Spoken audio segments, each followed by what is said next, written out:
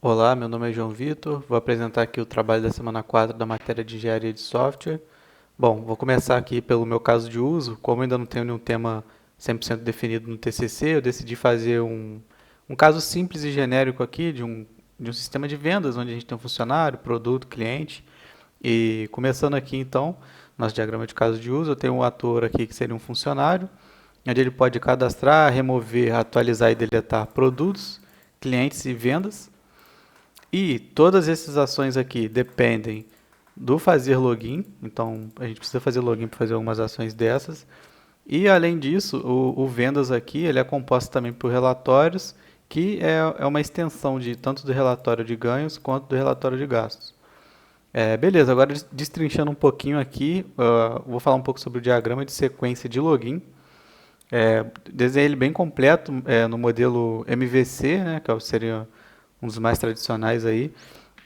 Então, nosso ator aqui, que é o usuário, ele informa os dados do usuário e senha aqui para uma view, né, um login view. E aí eu verifico o usuário e senha para um controlador, né? E esse controlador, ele dá um get usuário e senha no modelo em si, do funcionário. E se for ok, né, eu tenho uma interface que retorna o usuário aqui com a mensagem login efetuado com sucesso. E se o usuário ok for false, se der errado, a gente tem aqui uma tela de erro que retorna a mensagem de erro efetuar login para o nosso usuário final. Bom, meu segundo diagrama de sequência aqui é o CRUD de clientes, né? Cadastro, remoção, atualização e deleção. Então, vou começar aqui com o nosso ator principal, que é o funcionário. Ele pode abrir a tela de cliente na nossa view aqui.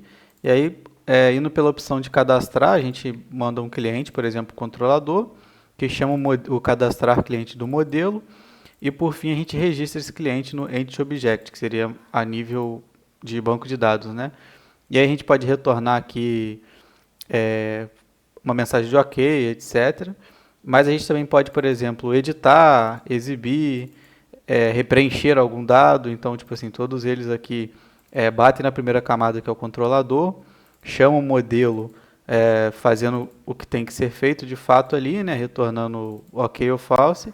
E por fim, aqui na entidade em si, no banco de dados, a gente pode retornar um cliente cadastrado, editar um cliente, ler ou até mesmo deletar.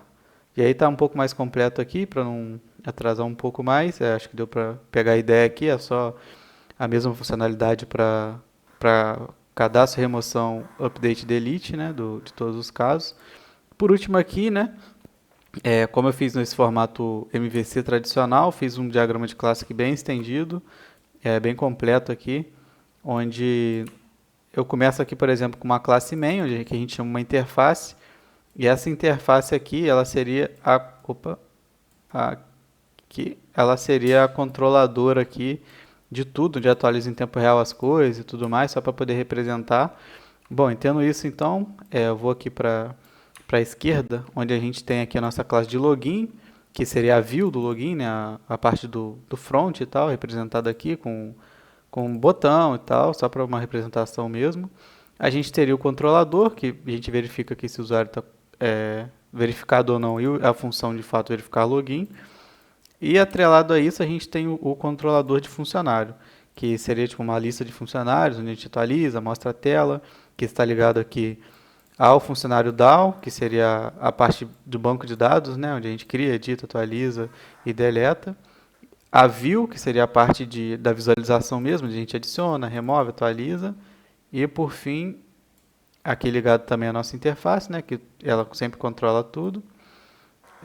O controlador, né, que eu já tinha citado, e o modelo em si, que seria aqui, por exemplo, um cargo, um salário, um departamento, senha, usuário. E esse funcionário, ele estende de uma pessoa, né, um modelo genérico de pessoa aí, com ID, nome, CPF, endereço e data de nascimento. Beleza, aí vindo aqui para o lado aqui, aproveitando, a gente teria também o modelo de cliente, que também estende o modelo de uma pessoa aqui, é, sobrescrevendo aqui o tipo de contrato, um telefone, e todos os métodos get sets aqui também, né? A gente teria um controlador de cliente, né, atualizar, mostrar a tela, a gente tem a nível de banco de dados aqui, que seria um cliente com as opções de editar, deletar, escolher, atualizar. Uma view também, que teria as funcionalidades básicas de fazer todos esses atos. Aqui também é uma representação aqui de algumas funções que poderiam ter, de on-click, né, de adicionar e remover aqui para cada botão. Uma tabela também para exibir, por exemplo. Tudo isso conectado à minha interface. Por fim, eu tenho aqui em cima, no lado direito, a parte de produtos, que tem a view também, seguindo o mesmo esquema, o controlador, que é uma listagem de produtos, a classe no banco de dados, para fazer o CRUD completo, e o modelo em si, né, com ID, nome, matéria-prima, validade, tudo isso.